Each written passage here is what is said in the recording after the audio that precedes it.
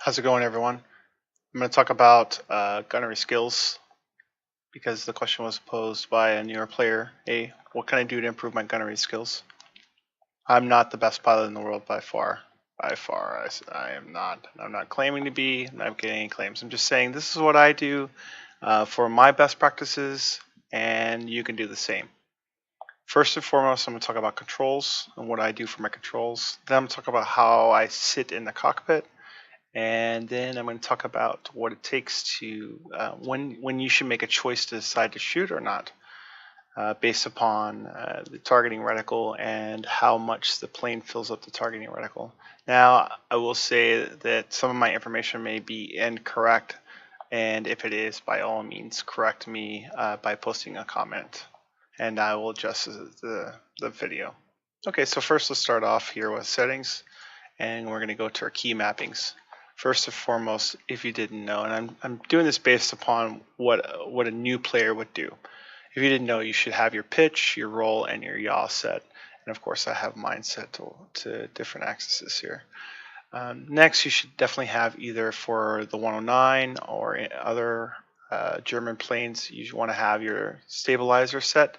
The stabilizer is the little wings on the back of the plane. So if this is a plane, it would be the little wings in the back, and they go up and down like this. So you're basically moving the entire little wings in the back. The yaw trim and pitch trim is another thing that you can bind, and that's normally for some of the German planes, but most of the Russian planes have the trim. Now, why is it important that you bind trim, whether it's a stabilizer or a trim?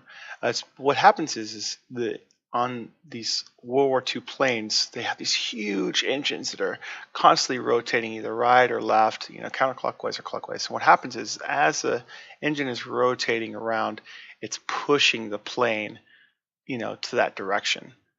This is just what we call torque. So once you're up in the air and you're good to go, the plane is still being, especially at lower speeds, the plane is still being pushed by that torque. So you use the trim, which is in the back of the plane. So this is our plane here. This is our plane. Then we have our rudder or whatever. And what we can do is we can adjust the rudder trim so it'll move the actual rudder a little bit left or right, depending on which way the torque of the engine is. And so as the wind is blowing across, the rudder trim will force the plane to either counter left or right. So if the engine is pushing it this way, let me slow that down because the video is messing up. If the engine is pushing it this way, then you'll counter with the rudder, so it's pushing it back. And so you're kind of flying like this. It's forcing the plane to fly like this, even though normally like zero rudder and would be here and a little bit offset. So it's pushing the plane straight, which is a really strange concept, but it does. And the reason it's important you have it, like I said, is you want your plane to be as smooth as possible. No matter if you're flying really slow, going vertical, you're going to adjust your trim so that it's so that your plane is smooth. Or if you're flying level like this, you want to try and adjust your trim so that your plane is flying smooth. Or if you're in a hard dive, you want to adjust your trim so that you can pull out of the dive.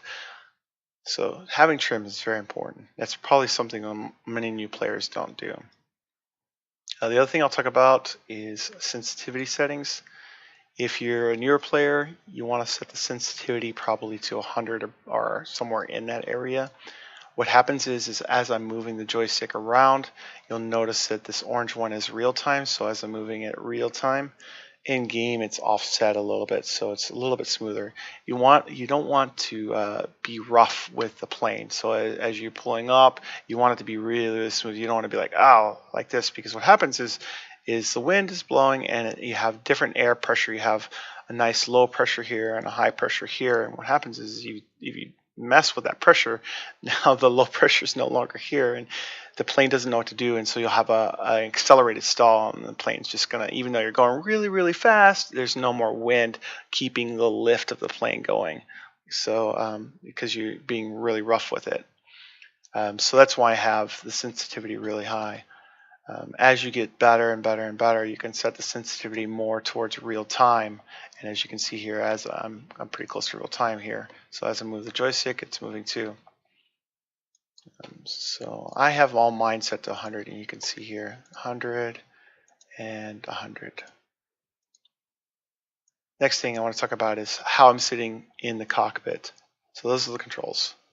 That's how I sit in the cockpit. You notice I'm like looking up over. And the reason being is by default, you actually, this was my gun sight, where the reticle is, and by default you look right through it, and that's okay. But the problem is that if the enemy is in front of my plane or below my plane, I won't be able to see him until he appears on my targeting reticle. So what I do is, because the targeting reticle is on top of the cowling or on top of the front of the plane, if this is the plane here, the targeting reticle is on the top, and I sit on the top as well, So I want to offset that by, looking up over it. It's kind of a weird concept, but if you think like a military person would think, when you have the gun, you don't just walk around Call of Duty style, looking through the gun sight 24/7. Obviously, that's not realistic, and of course, we're playing a sim that emulates realism. So if you think military style, most of the time you're going to look for your target. Once you see the target, you're going to fix the target and then start your little pew pew pews. It's the same thing in the planes. Obviously, I'm flying a 109, so I wanted to say 109. But it's the same thing in the planes. You want to kind of look over the cowling as much as possible. Once you see your target, you want to fix them. And so I'm looking over the target. I see him. Fix him. Pow pow pow. Another nice thing about that is if I'm looking up over the cowling, then as the plane is coming, up over me, I can kind of see a little bit better. I can kind of like look up over my cowling and see him a little bit better as he's moving through underneath my cowling. That'll help me with my lead shots. You'll see me do this here in just a second. So that's controls. That's how I sit in the cockpit. All right, so let's take a look here. I'm fighting a big plane. This one's an IL-2 1941. I recommend you choose a nice fat plane like this, especially the 41, because it can take a lot of damage and it doesn't have any rear gunners. So it gives you an opportunity to boom and zoom. And I'm making some assumptions here and assuming that you know the difference between boom and zoom and turn and burn. This plane right here that I'm flying in, and pretty much no matter what plane you are in, you want to try your best to boom and zoom against other players as much as possible. Even if you're flying in something that's more turn and burn, such as a Yak or a Spitfire, you will still want to try to use all the advantages that you have before you have to rely on what the plane's advantages are. All right, so here we go.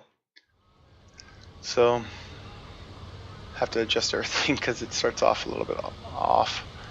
And now I want to look for the target, and I'm pretty sure he passed me up already. There he is. And so I set him white so we can really see him. But of course in a multiplayer match, you're probably not going to see him that well. Alright, I'm going to roll over here, use my stabilizers.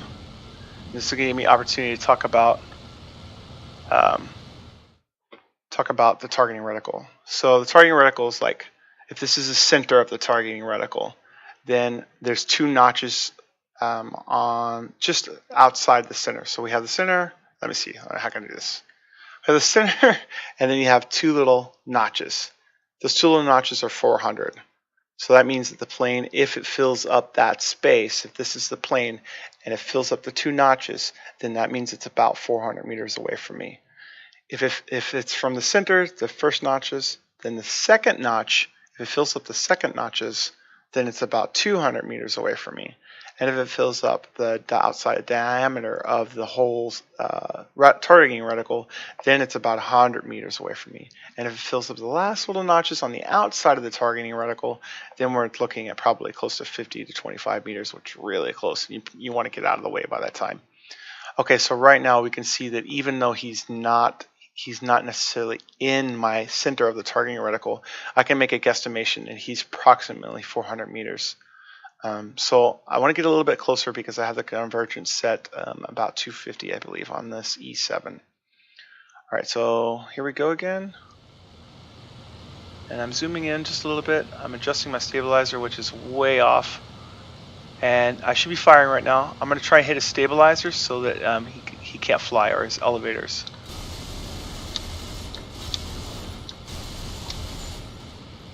Alright, so I hit most of his right stabilizer. I'm going to do my best to continue to hit that right stabilizer. So here we go, I'm rolling over because he's flying straight. And I hit most of his right stabilizer, so I'm going to try again to continue hitting that right stabilizer. Now I'm going to pick up the speed here a little bit.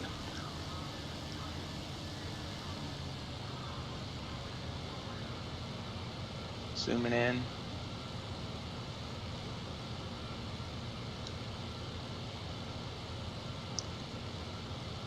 Now, of course, this is way too easy because he's flying level for me, which is awesome. So you can see now he's about 100 meters.